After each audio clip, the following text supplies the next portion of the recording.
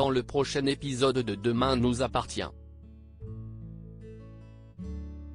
Tandis que Samuel et William veulent acheter le silence de Charlie, George est mis à rude épreuve.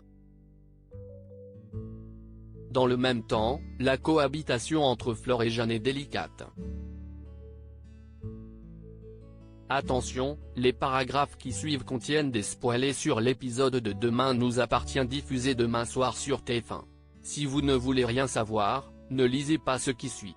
Mardi 1er décembre dans Demain nous appartient. Samuel et William veulent acheter le silence de Charlie dans la matinée. Samuel prévient William qu'en rentrant dans la chambre de Charlie, il a surpris Sophia en train d'essayer de l'étrangler. Inquiet que la fille Molina balance tout à la police dès qu'elle le pourra, le docteur Donnier appelle sa femme pour la tenir informée de la situation. Furieuse, la capitaine Jacob fait comprendre à sa fille qu'elle risque la prison pour ce qu'elle a fait. En pleurs, Sophia supplie sa mère de l'aider. Plus tard, William ausculte Charlie qui a récupéré l'usage de la parole. Lorsqu'elle demande à voir son frère, le médecin, qui espère gagner du temps, décide de lui faire passer des examens neurologiques. Mais Charlie est loin d'être dupe et déclare qu'elle n'a rien oublié avant d'ajouter que Sophia ne s'en sortira pas. William rejoint ensuite Samuel et lui rapporte la discussion qu'il a eue avec sa patiente. Même s'il risque la prison, les deux hommes se mettent d'accord pour donner de l'argent à Charlie et ainsi acheter son silence. Dans l'intervalle, Luc confie à Laura qu'il sait depuis le début qui est l'agresseur de sa sœur mais refuse de révéler son identité à la police de peur d'envenimer la situation. De son côté, Aurore est terrifiée des risques encourus par sa fille après avoir tenté de tuer Charlie. Alors qu'elle raconte toute l'histoire à Sarah, la policière précise toutefois qu'elle n'a aucune intention d'en parler à Martin. À la nuit tombée, Samuel et William retrouvent Charlie à laquelle ils proposent 10 000 € contre son silence. La jeune femme promet d'y réfléchir.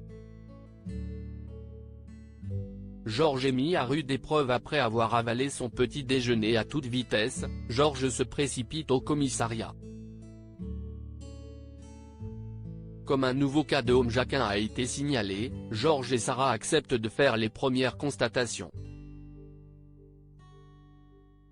Mais sur place, George, qui est contraint de monter les 7 étages à pied, arrive à la fin de la déposition de la victime prise par Sarah en son absence. De retour au poste, George se montre particulièrement désagréable avec Martin qui le recadre rapidement. En rentrant chez lui, il a mal à la jambe et sa compagne l'examine. Le policier reconnaît alors avoir un peu forcé au travail. Afin qu'il se repose, le couple annule sa soirée au restaurant pour le plus grand bonheur de Mona. La cohabitation entre Fleur et Jeanne est délicate. Alex a beaucoup de rendez-vous et demande à sa compagne de s'occuper de Jeanne en son absence. Bien que la situation soit compliquée avec sa belle-mère, Fleur accepte ce qui n'enchante guère Jeanne qui ne cesse de la comparer à Chloé. Plus tard, Alex se livre auprès de Tristan sur les problèmes qu'il rencontre avec Chloé concernant la garde de Céleste. Alors qu'il lui commande une bière, Tristan fait remarquer qu'il serait bête de gâcher 8 jours d'abstinence. En parallèle, Fleur prépare le déjeuner pour sa belle-mère. Malheureusement, Jeanne préfère s'en occuper seule et lance qu'elle ne comprend pas le choix de son fils. Quelques heures après, la vieille dame s'apprête à monter dans le bateau familial pour récolter des huîtres.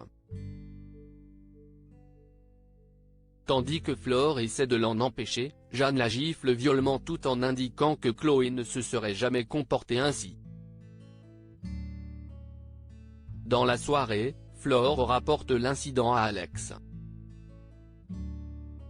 Sachant pertinemment qu'ils ne pourront pas s'occuper de Jeanne à plein temps, Flore suggère à Alex de la placer dans une maison médicalisée.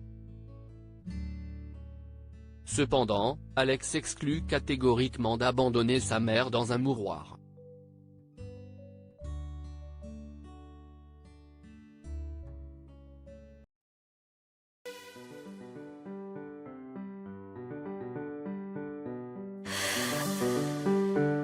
나